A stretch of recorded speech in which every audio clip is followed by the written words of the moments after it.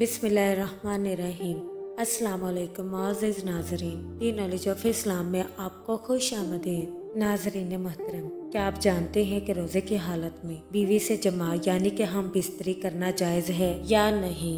नाज़रीन मोहतरम, रोज़ा इस्लाम का तीसरा अहम रुकन है जो मुसलमान को मुजाहिदा रियाजत की भट्टी में से गुजार कर कुंदन बनाए जाने की तरफ एक अहम कदम है। नाज़रीन मोहतरम, उम्मत मुहम्मदी सल्लल्लाहु अलैहि वसल्लम पर रोज़े 15 शुबानुल मुअज़्ज़म 2 हिजरी को फ़र्ज किए गए और इस बाबत रब्बे कायनात ने हुक्म फरमाया कि तुम में से जो इस महीने को पाए वह इसके रोज़े रखे। नाज़रीन मोहतरम, माह रमज़ान को तमाम महीनों पर फजीलत हासिल है क्योंकि यही वो बरकतों और रहमतों वाला महीना है जिसमें अल्लाह रब्बुल इज़्ज़त ने अपने महबूब हज़रत नबी करीम सल्लल्लाहु अलैहि वसल्लम के सीना मुबारक पर कुरान नाजिल फरमाया। माह रमज़ान की आमद के साथ ही रहमत और बरकत का नज़ूल होता है और इंसान के दिल में इस महीने का एहतराम पैदा हो जाता है, जिसकी बिना पर कल्बे इंसानी दुनियावी अफ़ाल से दस्तबरदार होते हुए इबादत की तरफ राग़िब हो जाता है। रमज़ानुल मुबारक में बुराई के दरवाजे बंद कर दिए जाते हैं,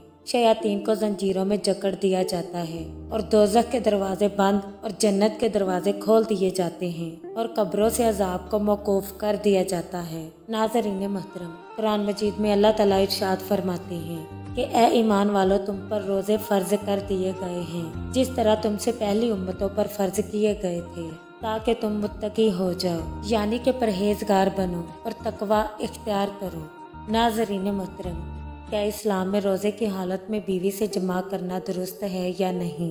नाज़रीन मोहतरम, एक मरतबा एक शख्स नबी करीम सल्लल्लाहु अलैहि वसल्लम के पास आया और फरमाने लगा, या रसूलल्लाह सल्लल्लाहु अलैहि वसल्लम, मैं हलाक हो गया, मैं बर्बाद हो गया। हज़रत नबी करीम सल्लल्लाहु अलैहि वसल्लम ने फरमाया, इत्मीनान रखो और बताओ क्या हुआ है। वो शख्स कहने लगा कि या रसूलल्लाह, मैंने रोज़े की हालत में अपनी बीवी से हम बिस्तरी कर ली। हज़रत नबी करीम सल्लल्लाहु अलैहि वसल्लम ने फरमाया कि अगर तुमसे ये गलती हो गई है तो एक गुलाम आज़ाद करो यानी कि कुफारा अदा करो। वो शख्स कहने लगा, मैं तो गरीब हूँ, मैं गुलाम आज़ाद नहीं कर सकता। हज़रत नबी करीम सल्लल्लाहु अलैहि वसल्लम उस शख्स से फरमाने लगे कि तुम 60 दिन के रोज़े रखो। वो शख्स कहने लगा कि या रसूलल्लाह, मैं कमज़ोर हूँ और मेहनत करता हूँ जिस वजह से मैं 60 दिन के रोज़े नहीं रख सकता। हज़रत नबी करीम सल्लल्लाहु अलैहि वसल्लम फरमाने लगे कि 60 मस्कीनों को खाना खिला दो।